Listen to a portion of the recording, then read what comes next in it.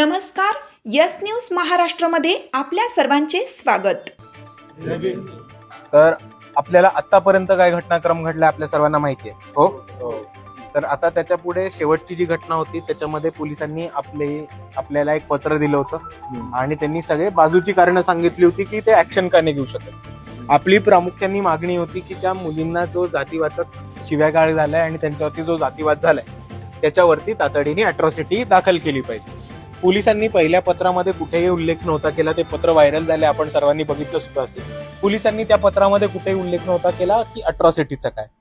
आता बाळासाहेब आंबेडकर यांच्या सांगण्यावरून अरविंद तायडे साहेब, रेखाताई आणि ज्या ऍडव्होकेट परिक्रमा आहेत ज्या त्या मुलींची मदत करतात त्या तिघं म्हणून एक, आणि बहुतेक रोहित दादांच्या आयटी सेल मधनं पण लीगल टीम मधनं पण कोणतरी त्यांना जॉईन होऊ शकतो, असे हे तिघं चौघं मिळून आता एक पत्र ड्राफ्ट करतात।